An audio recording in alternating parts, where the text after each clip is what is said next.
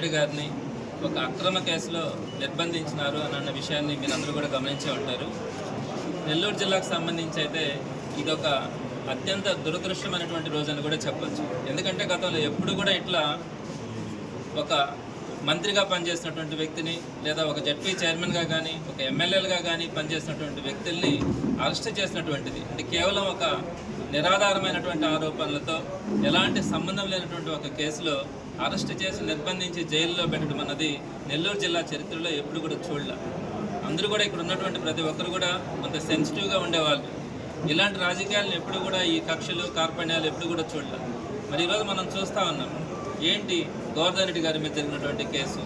అది ఎప్పుడో 2023లో ఒక 2 months అక్కడ ఒక మైనింగ్ జరిగింది అన్న ఆరోపణ. అది ఆ రోజుల్లోనే దాని మీద ఎంక్వైరీ కూడా చేయడం జరిగింది.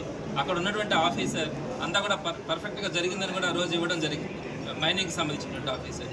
మళ్ళీ అదే ఆఫీసర్ దగ్గర మళ్ళీ ఈరోజు మళ్ళీ కేసు పెట్టించి ఒక 3 మీద A1, A2, A3 మీద కేసు ఎఫ్ఐఆర్ చేయడం కూడా జరిగింది. ఇందాక రామ్ కుమార్ అని చెప్పినట్టు ఆ కేసులో వర్త లేక ఆ కేసులో సరిపోదన్నట్టుగా అందులో ఉన్నటువంటి వారందరికీ కూడా యాంటిసిపేటరీ బెయిల్ వస్తూ ఉంటే అందులో ఉన్నటువంటి ఒక వ్యక్తి దగ్గర కన్ఫెషన్ స్టేట్మెంట్ ఒకటి తీసుకొని ఆ కన్ఫెషన్ స్టేట్మెంట్లో గోవర్ధన్ రెడ్డి గారి పేరుని యాడ్ చేసి గోవర్ధన్ రెడ్డి గారి పేరుని యాడ్ చేసిన తర్వాత దాంట్లో ఉన్నటువంటి సెక్షన్స్ అన్నిటి కూడా మార్పు చేయడం. అంటే SC ST కేసు కానీ అలానే జిలిటన్ స్టిక్స్ని బ్లాస్టింగ్ కోసం వాడారు అంటే అదొక విద్రోహ చర్యలాగా ఆ బ్లాస్టింగ్స్ను వాడుతూ ఉన్నారు అన్న ఆలోచనతో దానికి సంబంధించినటువంటి సెక్షన్స్ని కానీ వీటన్నింటినీ కూడా యాడ్ చేసి ఎటువంటి పరిస్థితుల్లో బెయిల్ రాకుండా చేయాలన్న ఒక దుర్మార్గమైనటువంటి ఆలోచనతో ఈరోజు గోవర్ధన్ రెడ్డి గారిని నిర్బంధించాలన్న ఆలోచనతో ముందుకెళ్ళడం కూడా జరిగింది. అయితే దీనికి సంబంధించి గోవర్ధన్ రెడ్డి గారు మొదటి నుంచి కూడా మేము కూడా ఒకటే చెప్పాం, యాంటిసిపేటరీ బెయిల్ అప్లై చేయడానికి ప్రతి మనిషికి కూడా ఒక రైట్ ఉంటుంది. సో యాంటిసిపేటరీ బెయిల్ తీసుకుని అంటే విచారణకు రామని మేమేం చెప్పట్లేదు, కానీ విచారణ పేరుతో వీళ్ళు రప్పించి అంటే అక్కడ ఏం లేదు. గోవర్ధన్ రెడ్డి గారు మైనింగ్ చేసింది కానీ గోవర్ధన్ రెడ్డి గారు సంతకం పెట్టి ఆ మైనింగ్ పర్మిషన్స్ ఇవ్వడం కానీ ఇలాంటి ఏ విధమైనటువంటి గోవర్ధన్ రెడ్డి గారికి సంబంధం లే. కేవలం గోవర్ధన్ రెడ్డి గారు ఆ రోజు అక్కడ ఒక ఎమ్మెల్యేగా మాత్రమే ఉన్నారు. ఆ ఎమ్మెల్యేగా ఉన్నప్పుడు ఆ నియోజకవర్గ పరిధిలో ఒక మైనింగ్ జరిగింది అని అనేది వీళ్ళు చేస్తున్నటువంటి ఆరోపణ. అంత మాత్రాన ఆ ఎమ్మెల్యేని అరెస్ట్ చేయాలంటే అది పాసిబుల్ అయ్యేటువంటి అంశం కాదు.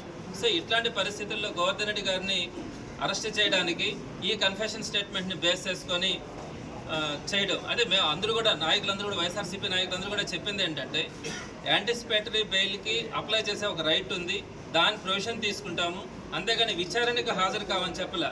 ఈ అధికారులందరికీ కూడా విచారణ పేరు మీద పిలిపించి గోవర్ధన్ రెడ్డి గారిని నిర్బంధించాలా, రిమాండ్కి తీసుకోవాలన్న ఆలోచనతో ఈ పోలీస్ అధికారులు ముందుకెళ్ళడం కూడా జరిగింది. యాంటిసిపేటరీ బెయిల్ వచ్చిన తర్వాత తప్పకుండా పోలీసులకు సహకరించడం కానీ పోలీసులు విచారణకు హాజరు కావడం కానీ జరుగుతుందని గోవర్ధన్ రెడ్డి గారు కానీ మేమంతా కూడా చెప్పడం కూడా జరిగింది. అయితే దానికి సంబంధించి ఆ యాంటిసిపేటరీ బెయిల్ని అడ్డుకోవడానికి అన్ని విధాలుగా విధాలుగా పోలీస్ అధికారులు కూడా ప్రయత్నించడం జరిగింది. ఈ రోజుకి కూడా హైకోర్టులో పెండింగ్లోనే ఉంది. ఈ క్రమంలో ఈ సుమారుగా 50-55 రోజులు గడుస్తూ ఉంది. ఈ టైంలో సుమారుగా రేపు జూన్ 4వ తేదీన ఈ కూటమి ప్రభుత్వం వచ్చి 1 సంవత్సరం పూర్తవుతా ఉంది. సంవత్సరం పూర్తయిన తర్వాత వాళ్ళు దానికి సంబంధించినటువంటి సెలబ్రేషన్స్ చేసుకోవడానికి ముందుకెళ్తా ఉన్నారు. జగన్మోహన్ రెడ్డి గారు ఒకటే చెప్పారు, ఈ సంవత్సరం రోజుల్లో కూటమి చెప్పినటువంటి ఒక్క హామీని కూడా నెరవేర్చాల. మీ అందరికీ కూడా తెలుసు ఈరోజు ప్రజలు ఎంత అసహించుకుంటా ఉన్నారో.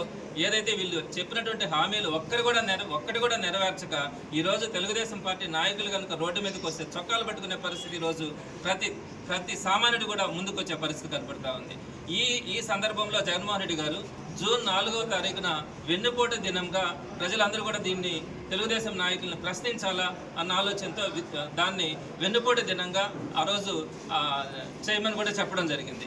ఈ వెన్నుపోటు దినం అందరూ కూడా చేయడానికి ముందుకు వస్తా ఉన్నప్పుడు గోవర్ధన్ రెడ్డి గారు లాంటి కొంతమంది లీడర్లను అరెస్ట్ చేస్తే వైఎస్ఆర్సీపీ వాళ్ళు గమనైపోతారు, పార్టీ కార్యకర్తలు కానీ నాయకులు కానీ మాట్లాడే అవకాశం ఉండదు. ఇలాంటి సందర్భంలో ప్రజలు కూడా భయభ్రాంతులకు గురై ఎవరు కూడా రోడ్డు మీదకి వచ్చే పరిస్థితి ఉండదు అన్న ఆలోచనతో గోవర్ధన్ రెడ్డి గారిని నిన్న అదుపులోకి తీసుకోవడం కూడా జరిగింది. అయితే ఒక మాజీ మంత్రిగా ఒక మాజీ జిల్లా పరిషత్ చైర్మన్గా ఉన్నటువంటి ఒక వ్యక్తిని 2 సార్లు ఎమ్మెల్యేగా పనిచేసినటువంటి వ్యక్తిని అరెస్ట్ చేసినప్పుడు ఎక్కడ కూడా పోలీస్ అధికారులు ఈ విధంగా అరెస్ట్ చేసినాము, ఈ విధంగా మేము తీసుకొని వస్తున్నాము అనే విషయాన్ని ఎక్కడా కూడా చెప్పట్లా, ఒక గోప్యంగానే ఉంచుతా ఉన్నారు. మేము అందరినీ కూడా అధికారులందరినీ కూడా అడుగుతా ఉన్నాం, అసలు ఏం చేస్తూ ఉన్నారు, ఎన్ని గంటలకు తీసుకొని వస్తూ ఉన్నారు, ఎక్కడికి తీసుకెళ్తున్నారంటే ఇప్పుడు దాకా కూడా సరైనటువంటి సమాధానం ఏ ఒక్కరి నుంచి కూడా రాలా. మీరు ఒకసారి ఆలోచించండి, ఒక కామన్ మ్యాన్కి కూడా కొన్ని రైట్స్ ఉంటాయి. మరి అలాంటిది ఒక జిల్లాకు సంబంధించినటువంటి ఒక అధ్యక్షుడు ఒక ప్రతిపక్ష పార్టీకి సంబంధించిన అధ్యక్షుడిని అరెస్ట్ చేసి మీరు తీసుకొని వస్తే ఈ రోజుకి కూడా ఎక్కడికి తీసుకెళ్తున్నారు, ఎప్పుడు తీసుకొని వస్తారు అనే విషయాన్ని కూడా చెప్పకుండా మేము ఒక పార్టీలో ఉన్నటువంటి లీడర్స్గా మేము అడిగితే కూడా మాకు కూడా సమాధానం చెప్పట్ల.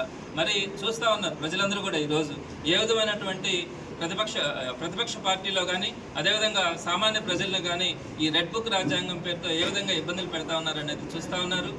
ప్రజలందరూ కూడా ఎప్పుడెప్పుడు తెలుగుదేశం పార్టీకి బుద్ధి చెప్పాలా, అనవసరంగా జగన్మోహన్ రెడ్డి గారిని దూరం చేసుకున్నాం, వైఎస్ఆర్సీపీని మనం దూరం చేసుకున్నామనే బాధలో ప్రతి ఒక్కరు కూడా ఉన్నారు. సో తప్పకుండా వారికి తగినటువంటి గుణపాఠం చెప్పే రోజు ఉంటుంది.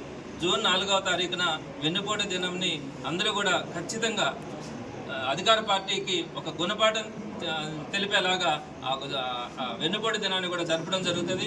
అదేవిధంగా గోవర్ధన్ రెడ్డి గారి ఇష్యూలో కూడా మాకు చట్టపరంగా కూడా న్యాయస్థానాల పట్ల అందరికి వైఎస్ఆర్సీపీకి ఒక గౌరవం ఉంది.